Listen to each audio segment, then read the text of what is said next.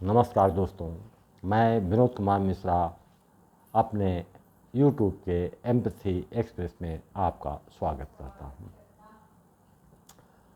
आज का टॉपिक है कि बचपन से लेकर जीवन भर जो सुनते आए हैं और जिस रूप में सुनते आए हैं तथा जिस स्तर तक उसे सत्य मानते आए हैं, वो सत्य क्या उसी स्वरूप में रहता है या उसके कुछ कारण और भी होते हैं।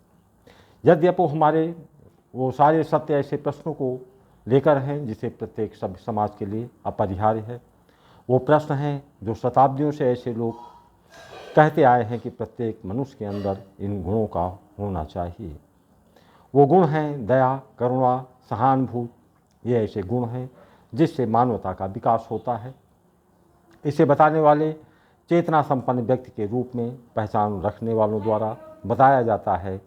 चेतना संपन्न व्यक्ति की पहचान उनके आवरणों से की जाती है। सामान्य आवरण से उनके आवरण पृथक होते हैं। उनकी उपाधियों से भी उन्हें पहचाना जाता है। उनके आवरणों एवं उपाधियों के चलते आम नागरिक उनके मुख से निकले वाक्य ही सत्य होने के प्रमाण मान लेते हैं। उसका कारण है कि उनके परिधान, उनकी उपाधियां सामान्य नागरिकों से भिन्न होते हैं। ये भिन्नता लाने के लिए उन्होंने सामान्य आवश्यकताओं को मानवीय सामान्य इच्छाओं पर सहजता से विजय प्राप्त करते हुए उन्होंने अपनी चेतना को जागृत कर लिया है। ये समाज जीवन में अधिकांश लोग अपने जीवन में संभव नहीं मानते।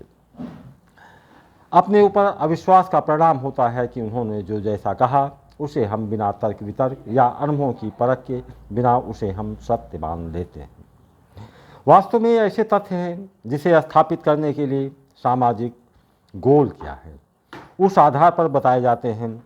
समाज का प्राइम फोकस क्या होना चाहिए। इंडिपेंडेंटली होकर आगे बढ़ते रहना जरा मुश्किल होता है। सबसे इम्पॉर्टेंट ये है कि लोगों को किस प्रकार मैनिपुलेट किया जाए कि सभी सामाजिक सदस्यों के प्रति सहानुभूति, एम्पैथी, अंडरस्टैंडिंग नेचर लाने में सहायक हो सके। शायद यही कारण है कि निर्बलों के प्रति दया, करुणा, सहानुभूति, संवेदनाएं होने की बात कही गई है। आश्चर्य की बात तो यह है कि इन गुणों को अपने ऊपर लाने के प्रयास करने पर जोर दिया गया है। ये कहा गया है कि जो दुर्बल है, दीनहीन है, उनके प्रति दया, करुणा, क्षमा, सहानुभूति रखना चाहिए। ये नहीं कहा गया कि ऐसे लोगों के प्रति ऐसा बनिए, क्योंकि बनना आपके इंस्टीट्यूशन से उत्पन्न होगा। इंस्टीट्यूशन में ये भाव दो दशाओं में आ सकती है। एक तो ये पूर्ण सत्य हो, सत्य है तो सत्य अपना स्थान बना ही लेता है। अगर वो नैसर्गिक सत्य है तो उसके लिए किसी विशेष प्रक्रिया की अनिवार्यता नहीं होती है। अगर ये वास्तव में सत्य होगा तो इस अवधारणा को विकसित करने वाला ये नहीं कहेगा कि इन गुणों को अपने अंदर लाना चाहिए। वो ये कहेगा कि सभी को ऐसा बनना है। आप यह वास्तव में ये सत्य नहीं है। ऐसे में उन अवधारणाओं को स्थापित करने के लिए माइंड गेम खेलना पड़ता है। माइंड गेम ऐसे वातावरण में और अधिक खेलने की ज़रूरत अधिक बढ़ जाती है जब समाज में अधिकांश लोग टू फेस पर्सनालिटी रखते हों। वर्तमान का दौर शायद ऐसा ही है। बेशक सामाजिक सौहार्द स्थापित करने के लिए यह आवश्यक है। अगर ये गुण वास्तव में मनुष्यों के अंदर विकसित हो जाते हैं तो एक शांति समाज की स्थापना हो सकती है। इन गुणों का विकास होना चाहिए, जैसे समझाने के तरीकों से नहीं हो सकती है। उसके लिए लोगों को राह दिखाने वाले जब मेंटली स्ट्रांग होकर ये बताएंगे कि इन गुणों को अपने अंदर भरिए, इन गुणों को लाइए, इन गुणों का होना चाहिए, पर्याप्त नहीं है। ऐसे गुण संपन्न होने हैं। अब अगर ये कहा जाए तो क्या यह संभव हो सकता है कि प्रत्येक मनुष्य के अंदर एम्पैथी, अंडरस्टैंडिंग नेचर बन जाएगा?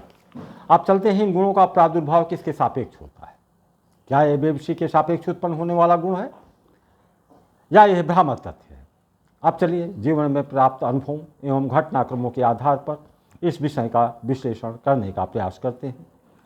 हो सकता है हमारे आपके अनुभव में भिन्नता हो। यदि भिन्नता है तो भी इन गुणों के एक कारण हमारे अनुभव भी हो सकते हैं। मैं प्रेम, करुणा, सहानुभूति, दया और क्षमा के उदाहरणों को लेकर चलते हैं।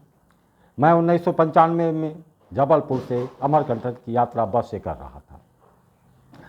जबलपुर से बस जब आगे बढ़ी, सभी सीटों में लोग बैठे थे। रास्ते में एक महिला यात्री बस में आकर उसकी आंखें सीट की तलाश कर रही थी। उसके 2 छोटे छोटे बच्चे थे। उन दोनों बच्चों को उसने दोनों ओर अपने हाथों में गोदी में उठा रखा था।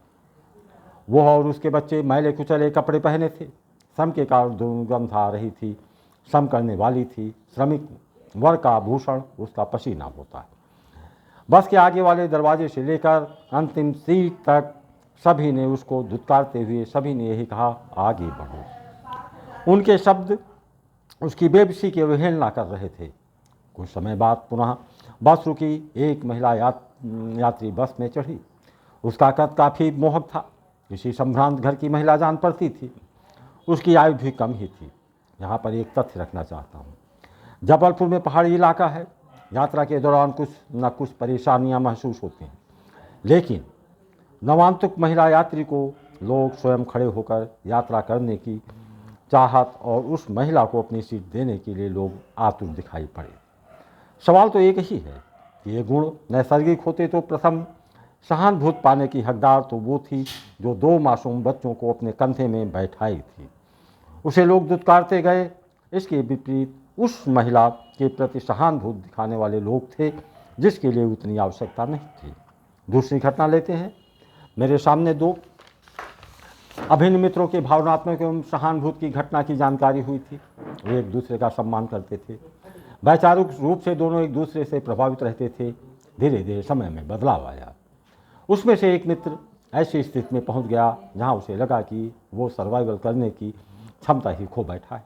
जब एक साथी को लगा कि वो ऐसी अवस्था में पहुंच गया जहां उसे अपने जीवन का अंत करने के अलावा उसके पास कोई दूसरा विकल्प नहीं है, उसने आगे के रास्ते का ज्ञान प्राप्त करने के लिए मित्र से अपनी व्यथा को साझा किया। अब जैसा पहले के उदाहरणों में आपसे अनुभव साझा किया था, उस दूसरे मित्र जो उसका सम्मान करता था उससे अपना पीछा छुड़ाने के लिए उसके व्यक्तित्व पर प्रहार करते हुए कहा, हमारी दृष्टि में आपका व्यक्तित्व 2 कौड़ी की भी नहीं है। व्यथित साथी को आश्चर्य तब हुआ जब उसने पाया कि उसके मूल विचारों पर आधारित होकर आगे बढ़ने का वही व्यक्ति प्रयास कर रहा है। स्वाभाविक है इन घटनाओं को प्रकाश में लाने का एक ही उद्देश्य है कि मानव मन में दया, करुणा, सहानुभूति जिसके प्रति वास्तव में होनी चाहिए उनके प्रति नहीं होती है। यहाँ अपवादों को नहीं लेते हैं। समाज में बहुत से लोग हैं जो अति संवेदनशील होते हैं। जिनकी संवेदनाएं विस्तृत होती हैं उनके अंदर संवेदना ने विराट रूप लिए हैं। ऐसे व्यक्ति सभी के प्रति दया, करुणा और सहानुभूति से जुड़े रहते हैं। ऐसे व्यक्तियों के बारे में कहा जा सकता है कि वो इन गुणों को अपने में समेटे रहते हैं, लेकिन वास्तव में अधिकांश मामले में ऐसा नहीं होता है। ये सभी मानवीय गुण शक्ति और सामर्थ्य के सापेक्ष होते हैं। कोई व्यक्ति जो शक्ति के प्रतीक के रूप में अपनी पहचान बना लेता है, यदि ऐसा व्यक्ति किसी संकट में पड़ता है तो आम लोगों के अंदर उसके प्रति तत्काल संवेदना जागृत हो जाती है। अपनी संवेदना को व्यक्त करने के लिए वो आगे आ जाता है। वो ये दर्शाने का प्रयास करता है कि उनके ऊपर आए हुए संकट से वो अंदर तक मर्माहत है और वो होते भी हैं। दूसरी घटना को आप में से बहुत ने अनुभव किया होगा कि जब अत्यधिक सामर्थ्यवान व्यक्ति मुसीबतों में आते हैं तो उसके परिधि में रहने वाले लोग उनकी मुसीबतों से इतने आहत होते हैं कि उनकी संवेदनाएं उस सामर्थ्यवान व्यक्ति से स्वतः जुड़ जाती हैं। आप में से बहुत ने अनुभव किया होगा कि समाज में कुछ वर्ग ऐसे होते हैं जिनके प्रति असीमित संवेदनाओं की ज़रूरत होती है, दया की होती है। ऐसे लोग पागल व्यक्ति हो सकते हैं, कुष्ठ रोगी हो सकते हैं। मुझे एक कुष्ठ रोगी मिला। यदि वो रोग मुक्त हो गया, फिर भी भाव में आकर वो अपने अतीत में चला गया। जब वो रोगी था उसने बताया कि आज भी जब उस पीड़ा के बारे में याद करता हूँ, उस अवधि में अपने परिवार के सदस्यों के व्यवहारों की याद करता हूँ तो रोना आता है। अब दूसरा व्यक्ति है पागल व्यक्ति। वो तो अपनी आवश्यकता को बता भी नहीं सकता। पागल व्यक्ति है, उसे स्वयं की साफ सफाई का ध्यान ही नहीं रहेगा। गंदा मैला कुचैला कपड़े पहने हुए, उलझे हुए बाल, न जाने कब से भूखा प्यासा है। अगर वो किसी के पास जाता है तो लोग उससे घृणा करते हुए अपने से दूर भगा देते हैं।